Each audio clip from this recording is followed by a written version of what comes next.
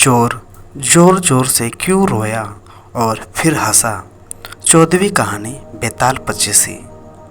अयोध्या नगरी में वीरकेतु नाम का राजा राज करता था। उसके राज्य में रत्नदत्त नाम का एक साहूकार था, जिसकी रत्नवती नाम की एक लड़की थी। वो बहुत सुंदर थी। वह पुरुष के भेष में रहा करती थी और किसी से ब्याह नहीं करना चाहती थी। उसका पिता बड़ा दुखी था। इसी बीच नगर में खूब चोरियां होने लगी। प्रजा दुखी हो गई।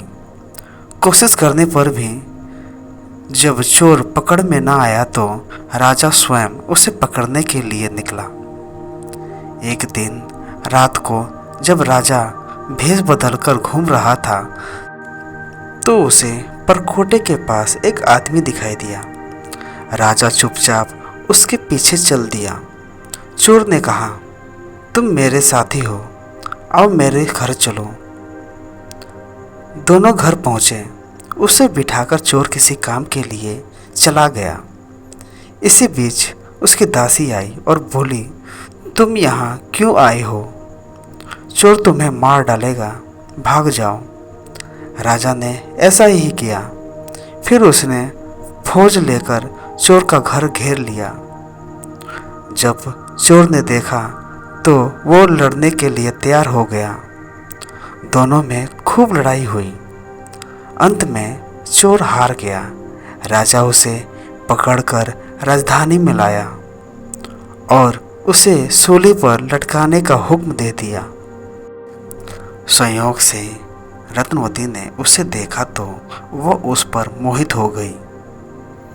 पिता से बोली, मैं इसके साथ ब्याह करूंगी, नहीं तो मर जाऊंगी।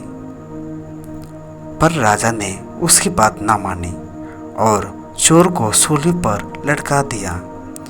सूली पर लटकने से पहले चोर पहले तो बहुत रोया, फिर खूब हंसा। रत्नवती वहां पहुंच गई और चोर के सिर को लेकर सती होने को चिता पर बैठ गई।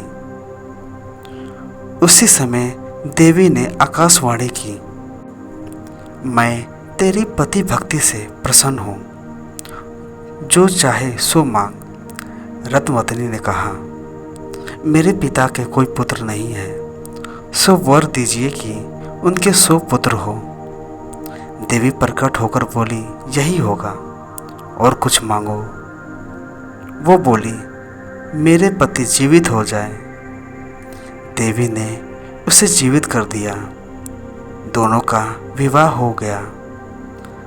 राजा को जब यह मालूम हुआ तो उन्होंने चोर को अपना सेनापति बना दिया।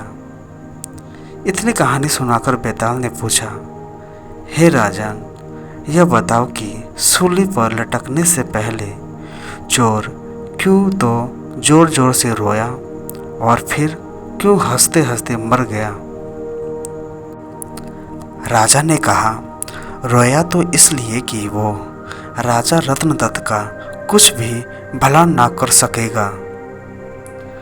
हंसा इसलिए कि रत्नवती बड़े बड़े राजाओं और धनियों को छोड़कर उस पर मुग्ध होकर मरने को तैयार हो गई। स्त्री के मन की गति को कोई नहीं समझ सकता।